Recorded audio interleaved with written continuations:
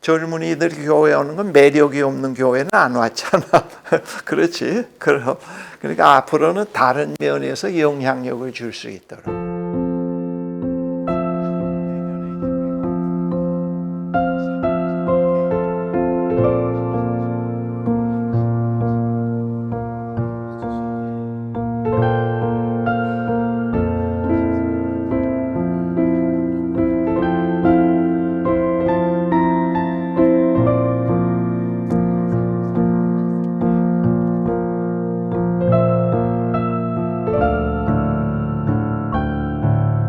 네, 오늘은 코로나19 시대를 맞아서 모세골 공동체 설립자 우리 이명수 목사님과 함께 공동체에 대한 의미 이야기 나눠보도록 하겠습니다. 목사님 안녕하세요.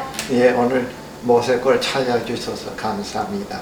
네, 1997년 영락교회를 10년간 목회를 하시다가 은퇴를 하시고 나서도 이 모세골 설립 그리고 미국의 한 교회에서는 또 설교 목사로 청빙을 받으셨는데요. 저희가 좋은 소식은 간간히 듣고 있어요. 그런데 최근 소식은 또 어떠신지 궁금한데요. 목사님 요즘 어떻게 지내세요? 지난 금년 2월에 미국에서 귀국해서 매주 월요일은 이제 저기 밖에서 시편 공부 클래스가 있어요. 그거 인도하고 또 우리 모세골 교회 한 달에 한 번씩 주일 설교하고 그리고 또 초청이 있으면 또 나가기도 하고 우리 또 그러지 않으면 여기서 또 함께 지나고 그렇게 이제 지나고 있습니다.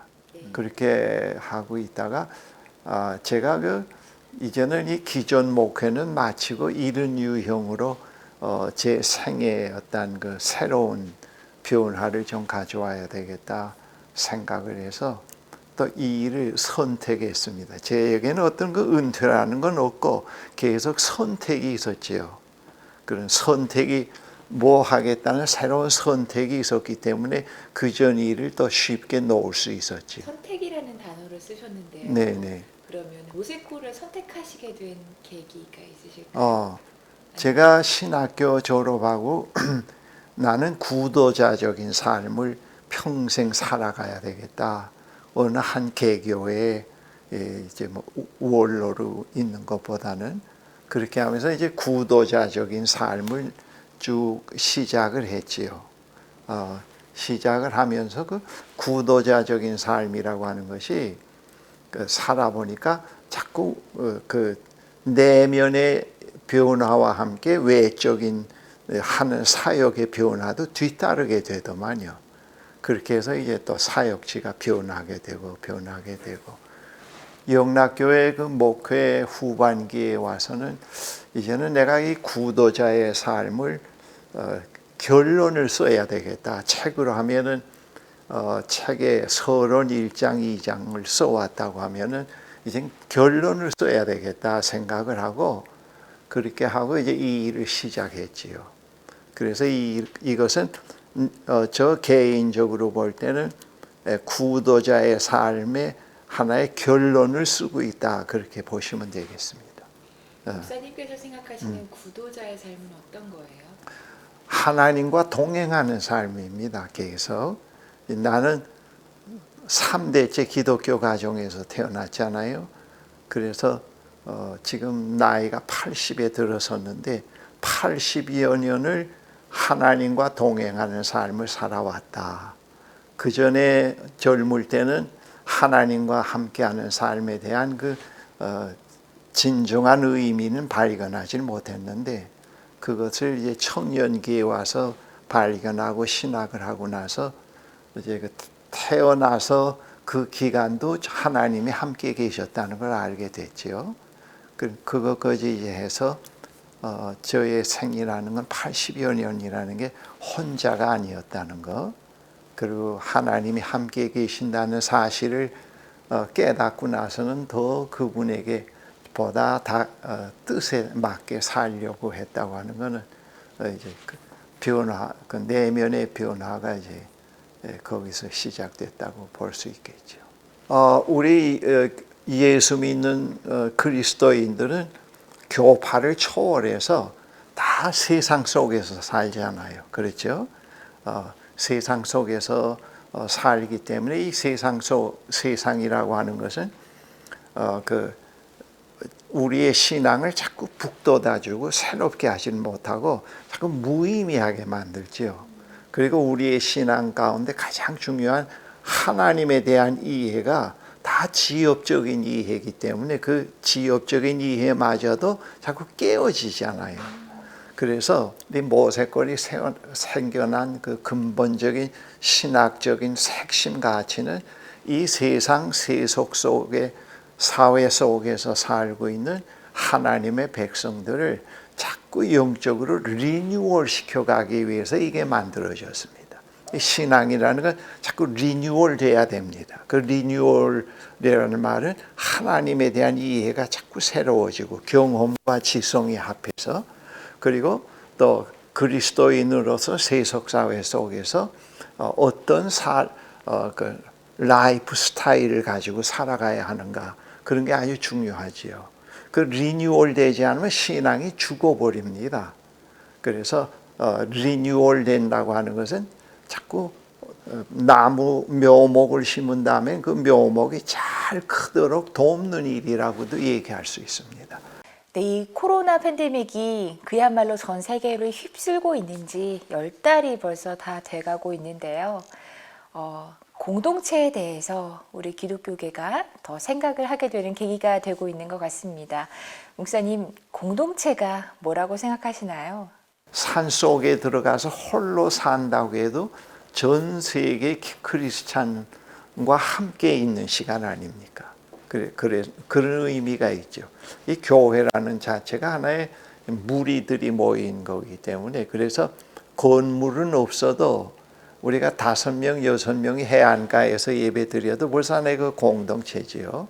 그런 의미가 있고 그래서 우리가 이 공동체라는 말은 어떤 무슨 그 수도 공동체라든지 옛날 중세 때 그런 공동체보다도 그런 의미를 갖고 있습니다. 좀 더 포괄적이고 넓은 전 세계 그리스도인들과 한국의 그리스도인들과 함께하는 우리가 어떻게 그들을 우리 하나님 나라의 백성으로 잘 세워갈 것인가 그런 일을 우리가 해오고 있고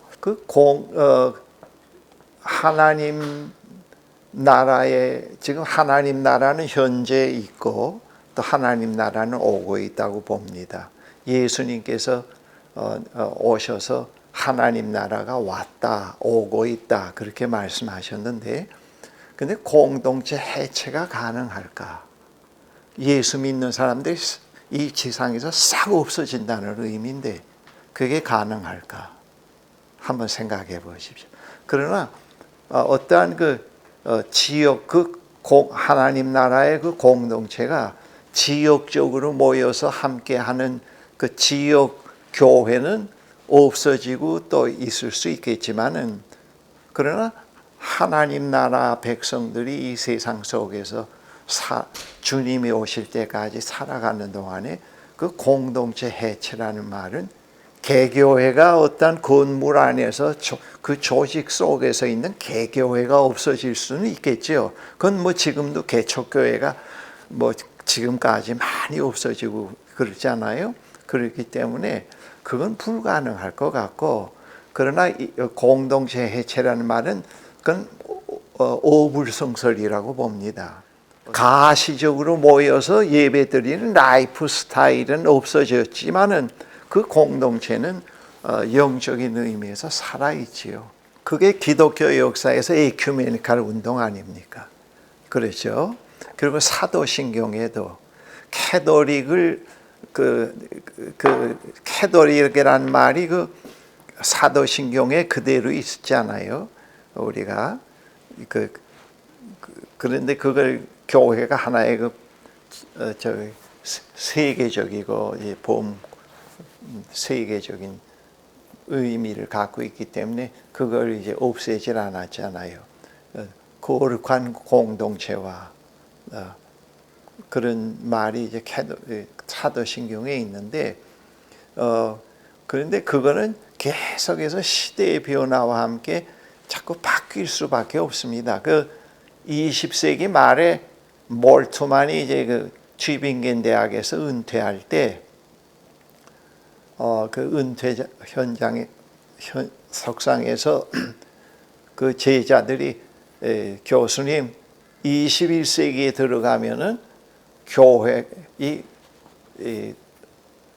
저기 독일의 국가교회가 루터교회인데 국가교회가 어떻게 될까요? 물었더니 몰트만이 아마 21세기에 들어가서는 이 독일 국가교회가 다 문 닫게 될 거야 그랬다고요. 그랬을 때 그 학생들이 깜짝 놀라서 그러면 어떻게 하면 좋겠습니까? 했더니 자네들이 새 모델의 교회를 만들어 가게 그랬다고. 그 다음에 이제 한스 킹이 역시 고 임박에서 은퇴할 때 역시 그분도 얘기를 했어요. 21세기에 들어가서는 기독교뿐만 아니라 모든 기존 전통적인 종교가 다 문을 닫게 된다고. 이제 문을 닫게 된다는 표현은 제 표현입니다만 그런 의미로 얘기를 했어요. 그 대신에 그것과 반대적으로 인간의 마음속에 있는 신심은 자꾸 불타오른다 그랬다고요. 그리고 코로나 포스트 코로나 이후에 교회는 대형화되는 교회는 많이 생겨나지 않으리라고 봅니다. 생겨나지 않고 교회가 자꾸 비대해지는 거 그건 많이 없어지지 않겠나 그런 전망을 하고 있고요. 그리고 많이 교회가 새로운 어떤 각성 속에서 새로운 카리스마로 무장된 교회로 어떤 사회 참여보다도 정말 그 성령의 역사 속에서 성령의 역사는 시대별로 새로운 또 모형을 창출해내니까 아마 그런 변화는 지금 시작이 되고 있다고 봅니다. 이거 벌써 대면의 예배와 비대면의 예배가 벌써 그런 변화 아닙니까? 그렇죠? 네.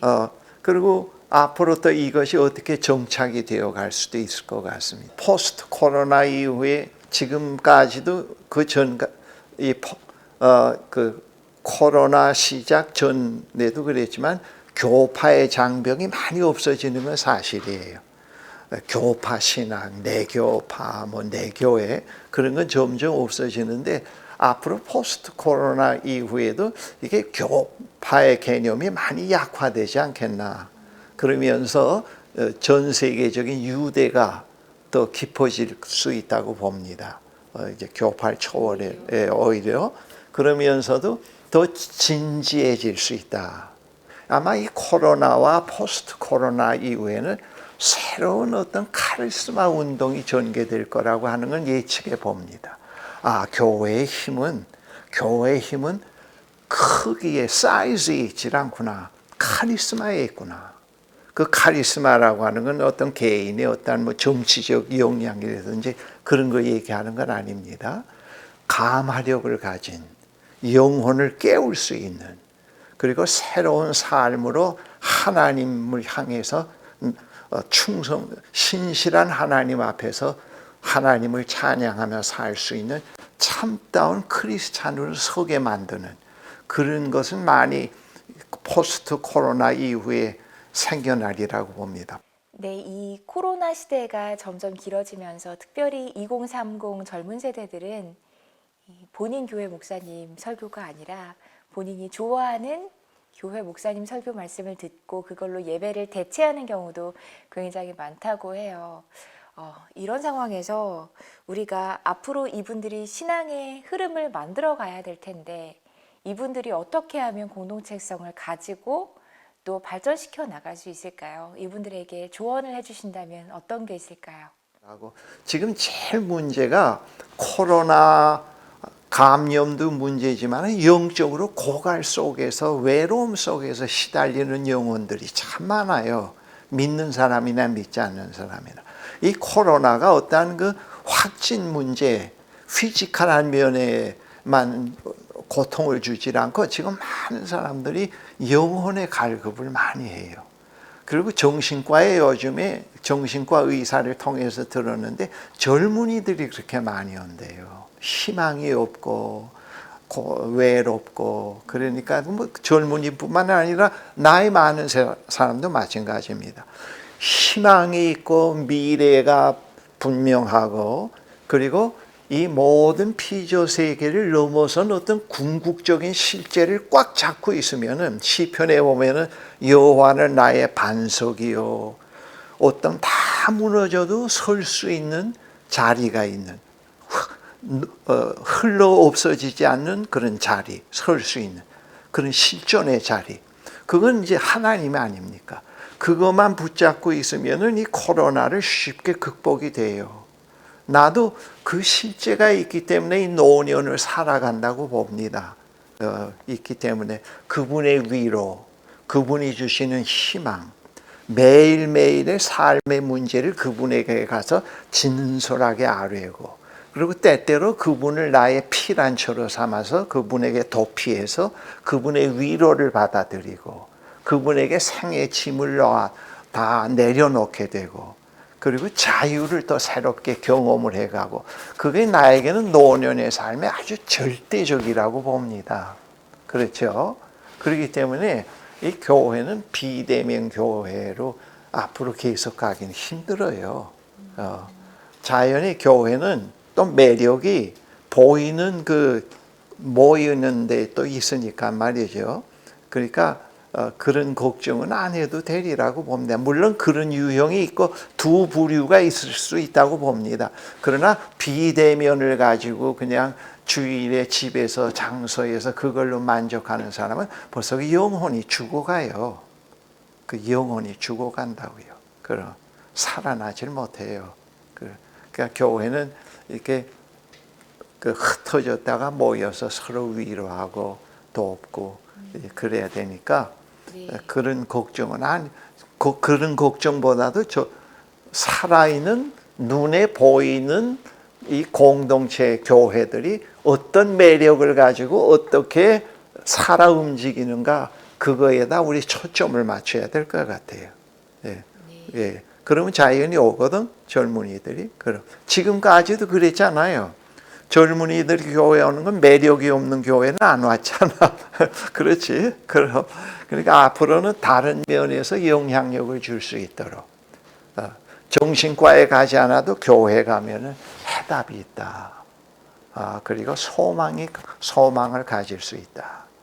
그런 것들은 우리가 아까 얘기한 대로 카리스마라고 봅니다. 그게 이제 살아나야 된다고 봅니다. 그런데 여러분들은 그런 걸 하나도 회복하려고 하지 않고 이 뉴질랜드 나라에 있는 동성애가 나쁘다고 하는 것을 가서 얘기하려고 할 때는 그건 상당히 자가당착이다. 먼저 중요한 건 그것보다 더 중요한 건 당신들이 속해 있는 이 교회들이 살아나야 되겠다. 그걸 얘기를 했다고요. 그러니까 너무 이제 비대면에 대한 통계가 많이 나오고 있다고 하는 말에 너무 흔들리면 안 되고 또 그들의 비율을 맞추려고 하지 말고 그럼 비대면을 오게 하려면 뭐 해야 되나? 뭐 옛날 미국 교회가 자꾸 이렇게 디크라인 되어 갈 때 50년대 이후에 부흥을 하다가 60년대부터 디크라인 되어 갈 때 댄스홀을 만들고 체육관을 만들고 뭐 젊은이들 오게 하려고 그랬다고. 근데 젊은이들이 왔나 하면 그렇지 않거든. 그러니까 중요한 거는 그들 비대면 예배가 확장되어진다고 하는 그것보다도 어떻게 그들이 공동체에 대한 그리움과 갖고 올 수 있는 교회로 우리가 바꾸어 가야 되느냐. 그렇게 하면 그 문제도 해결될 거예요. 네. 내가 비대면으로 평생 살겠다. 포스트 코로나 이후에도 살겠다는 사람 젊은이들에게 하고 싶은 말은 하나입니다. 그렇게 해가지고 하나님이 이거 다 잊어버리게 돼. 그 말밖에 할 일이 없네요. 자네들이 다시 와서 새로운 교회를 만들어 능력 있는 교회로 그리고 매주가 기다리는 교회로 자네들이 만들게 그런 식으로 예수 믿으려고 하면은 안 돼. 그건 가짜가 될 수밖에 없어. 그건 하나의 문화적인 것밖에 안 돼. 그런 얘기밖에 할 수가 없네요. 네, 목사님 오늘 코로나 시대를 맞아서 공동체에 대한 의미 다시 한번 생각해 볼 수 있는 정말 좋은 시간이었습니다. 너무 좋았습니다. 오늘 저도 또 새롭게 정리할 수 있는 기회였고 앞으로 이 사회에서 그 기독교 언론이 상당히 중요하다고 보는데 저도 열심히 잊지 않고 기도하겠습니다. 감사합니다. 네, 목사님 좋은 말씀 고맙습니다. 감사합니다. 네.